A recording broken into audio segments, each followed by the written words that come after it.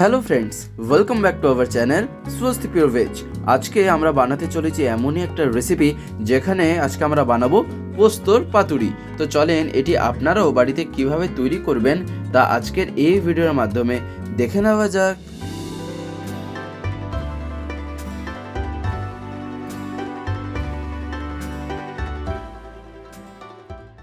আমরা সবথেকে প্রথমে এখানে পোস্ত নিয়ে নিয়েছি। আশা করি তা আপনারা দেখতে পাচ্ছেন যে এখানে আমরা পোস্ত যে একটা পাত্রে রেখে নিয়েছি, তার পাশে আমরা এখানে রেখে নিয়েছি হলো কয়েকটা কাঁচা লঙ্কা, তার পাশে গোটা জিরে, হলুদ গুঁড়ো আর লবণ। আর এখানে আমরা রেখে নিচ্ছি হলো লাউ পাতা। তো এখানে এরকম কয়েকটা লাউ পাতা নিয়ে নিতে হয়, আর এই লাউ পাতাটাকে ভালো মতন করে কিন্তু এখানে জলে ধুয়ে নিতে হয়। আর এইবারে আমরা এখানে এই লাউ পাতাটাকে কীভাবে যে ছাড়িয়ে নিচ্ছি তা আপনাদের একটুখানি আমরা এখানে দেখিয়ে দিচ্ছি। যে লাউ পাতাটা আপনারা জাস্ট একটুখানি যে কীভাবে উপর থেকে বা বলতে পারেন তার যে উপরের যে দিকটা সেটা কীভাবে একটু যে ছাড়িয়ে নিতে হয়, তো আপনারা ঠিক একই রকমভাবে এই লাউ পাতার উপরের দিকটা এটা এরকমভাবেই ছাড়িয়ে নেবেন।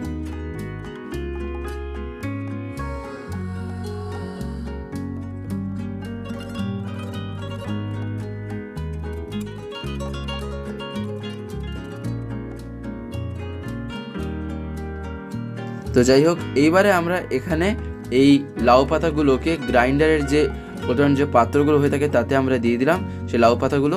আর লাউ পাতা কয়েকটা দিয়ে দেওয়ার পর তারপরে আমরা এখানে যে জিনিসগুলি দিয়ে দেবো, তার মধ্যে প্রথমে আমরা এখানে দিয়ে দেবো হলো কাঁচা লঙ্কা। অর্থাৎ যে কাঁচা লঙ্কা আমরা নিয়েছিলাম তা অলরেডি আমাদের মাঝখান থেকে একটু একটু করে কাটা হয়েছিল, আশা করি তা আপনারা দেখতেও পেয়েছিলেন। তো সেই কাঁচা লঙ্কা আমরা এখানে দুটো দিয়ে দিলাম। আর তা দিয়ে দেওয়ার পর এইবারে আমরা এখানে দিয়ে দিলাম হলো গোটা জিরে। গোটা জিরে দিয়ে দেওয়ার পর এইবারে আমরা এখানে দিয়ে দেবো হলুদ গুঁড়ো, আর তারপরে আমরা এখানে দিয়ে দেবো হলো লবণ। আর এই সব কিছু জিনিস এখানে পর পর দিয়ে দেওয়ার পর, অর্থাৎ এই পাতা, তারপরে কাঁচা লঙ্কা, তারপরে হলুদ গুঁড়ো, লবণ ইত্যাদি দিয়ে দেওয়ার পর এইবার আমরা এখানে দিয়ে দিলাম হলো পোস্ত। অর্থাৎ এই পোস্তটাকে আমরা ভালো মতন করে আগে এখানে জলে ধুয়ে নিয়েছি, আর তারপরে এখানে তার জলে ধুয়ে নেওয়ার পর তারপরে আমরা কিন্তু এই পোস্তটা এখানে দিয়ে দিলাম। আর এইবারে আমরা খুবই সামান্য পরিমাণে একটুখানি জল দিয়ে আমরা এটাকে বন্ধ করে দিলাম। তারপরে আমরা এটাকে বেটে নিলাম, অর্থাৎ গ্রাইন্ডিং করে নিলাম। তো যাই হোক, এবারে আমরা এখানে আরও দুটো লাউ পাতা নিয়ে নিয়েছি, আর তাতে আমরা কিছুটা পরিমাণে হলুদ গুঁড়ো দিয়ে দিলাম। আর তা দিয়ে দেওয়ার পর এইবারে আমরা ভালো মতন করে একটুখানি এটা জলে ধুয়ে নিচ্ছি।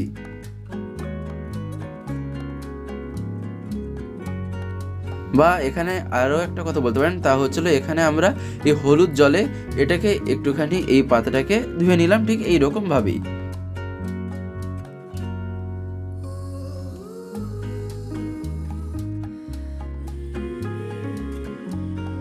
তো যাই হোক, এখানে আমরা এবারে সেই লাউ পাতাটাকে এখানে এই পাত্রে ভালো মতন করে রেখে দিলাম।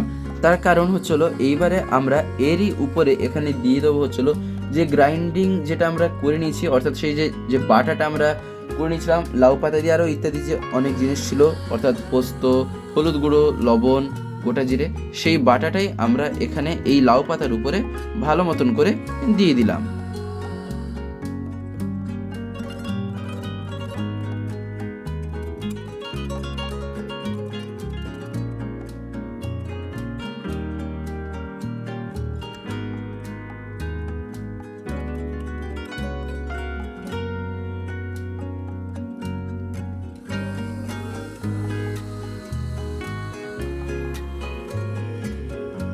তো যাই হোক, এইবারে আমরা এখানে দিয়ে দিলাম হলো কিছুটা পরিমাণে কাঁচা সর্ষের তেল।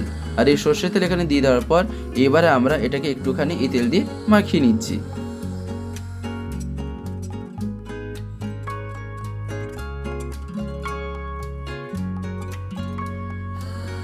তো যাই হোক, এর উপরে আমরা এবারে দিয়ে দিলাম হলো কয়েকটা কাঁচা লঙ্কা। আর এখানে কাঁচা লঙ্কা দিয়ে দেওয়ার পর আবার একটুখানি এখানে এই তেল দিয়ে দিতে হয়, অর্থাৎ এই কাঁচা সর্ষের তেল এবারে জাস্ট উপরে একটুখানি দিয়ে দিতে হয়।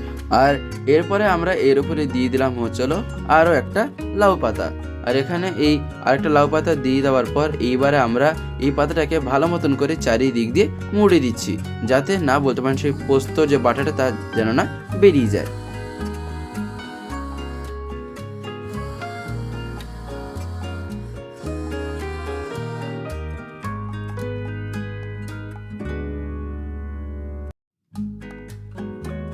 তো যাই হোক, এবারে আমরা এখানে একটা তাওয়া নিয়ে নিচ্ছি, সেই তাওয়াতে আমরা এবারে দিয়ে দিলাম হলো সর্ষের তেল। আর এখানে তেল দিয়ে দেওয়ার পর এবার আমরা ভালো মতন করে একটুখানি এই তাওয়াটা এদিক ওদিক করে নিলাম।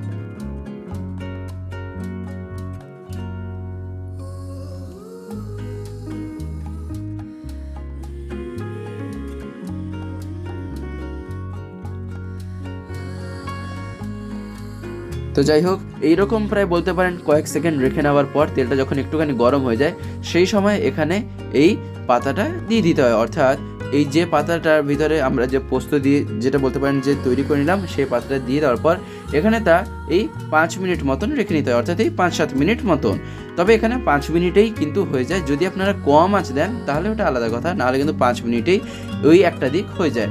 আর তারপরে এখানে আমরা খুন্তি দিয়ে এটা একটুখানি উল্টে দেবো।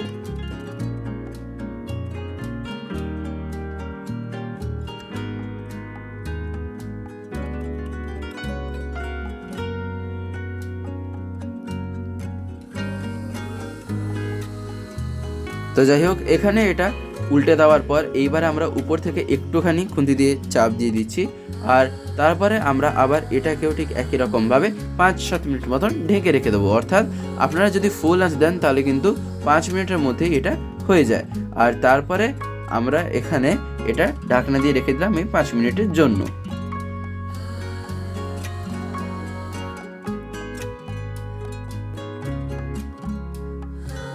তো যাই হোক, এইবারে আমরা এখানে এটা খুন্তি দিয়ে আবার একটুখানি উল্টে দিচ্ছি।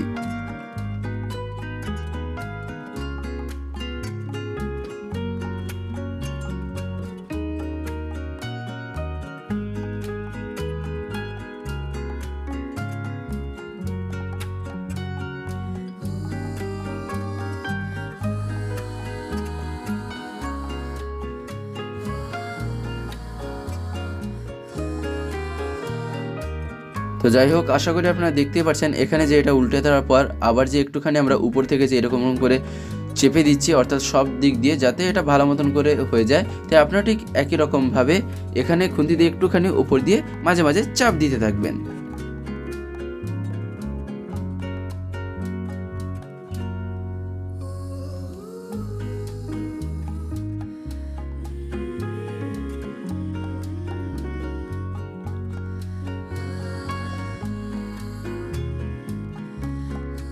তো যাই হোক, এইবারে আমরা এখানে এই পাতাটাকে খুলে নিচ্ছি। অর্থাৎ আমাদের এখানে আজকের এই যে রেসিপিটা, অর্থাৎ এই পোস্ত পাতুরি, তা এখানেই শেষ হলো। আর আমরা এবারে এটাকে একটা পাত্রে এখানে নামিয়ে নিলাম। তো যাই হোক, আশা করি আপনারা দেখতে পারলেন এই যে পোস্ত পাতুরির যে বলতে পারেন রান্নাটা, এটা যে আমরা কীভাবে যে বানিয়ে নিলাম। আপনারাও বাড়িতে এটা অতি অবশ্যই ট্রাই করে দেখবেন। আশা করি আপনাদের এটি খুবই ভালো লাগবে। বিশেষ করে পাতুরি মানে বুঝতেই পারছেন, গরম গরম ভাত বা যদি পান্তাও হয় তার খেতে কিন্তু দুর্দান্ত লাগে। তো যাই হোক, আজকের এই ভিডিওটা এবার আমি এখানে শেষ করব। শেষ করার আগে আপনাদের কাছে একটি কথাই বলবো, যদি আজকের এই ভিডিওটি আপনাদের ভালো লেগে থাকে তাহলে একটি লাইক, শেয়ার আর কমেন্ট করে দেবেন। আর যদি চ্যানেলটিকে এখনও সাবস্ক্রাইব করে না থাকেন তাহলে অতি অবশ্যই চ্যানেলটিকে সাবস্ক্রাইব করে পাশের বেল আইকন প্রেস করে অল করে রাখতে একেবারেই ভুলবেন না, আরও এরকম রেসিপিস পাওয়ার জন্য।